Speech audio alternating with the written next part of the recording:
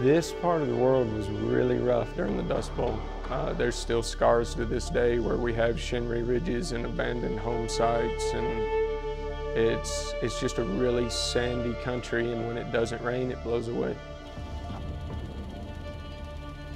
You asked me earlier about conservation practices that I've implemented recently, and the reason that my answer was limited is because we have been implementing conservation practices for 3 generations to stop what happened 100 years ago.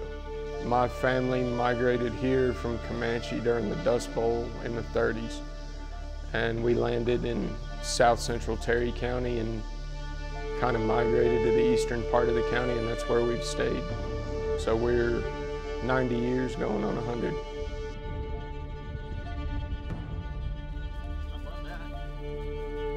My operation is 2/3 dry land and 1/3 irrigated.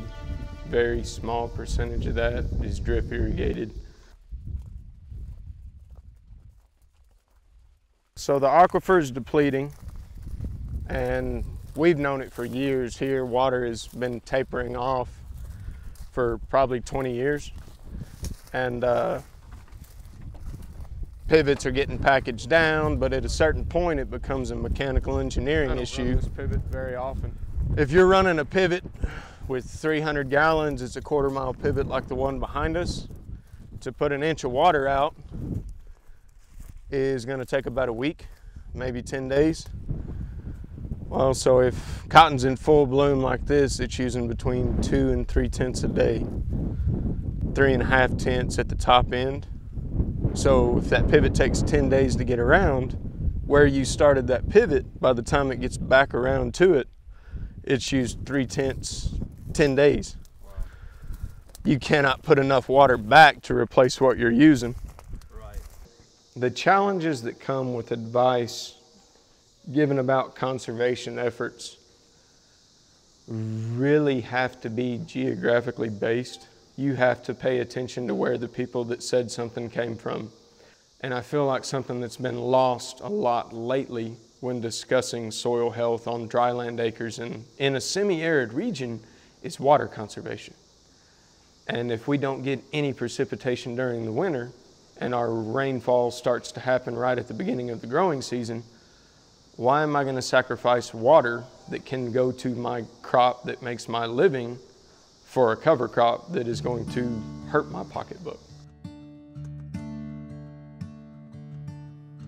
Not speaking ill of landlords in any way, but most people hang on to their real estate for profit.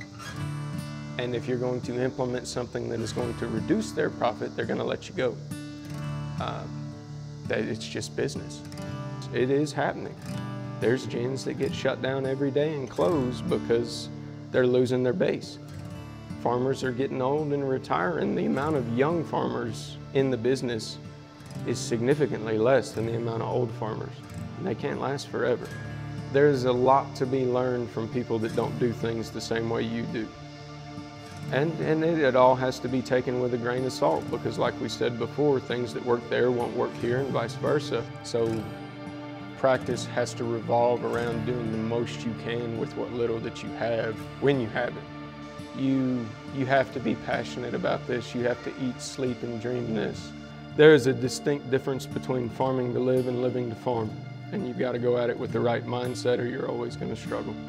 It's about the people that came before me that tended this, and it's about the people that are going to inherit what I do. Every farmer that I know has that mentality. If we're not doing this for later generations, then why are we doing this?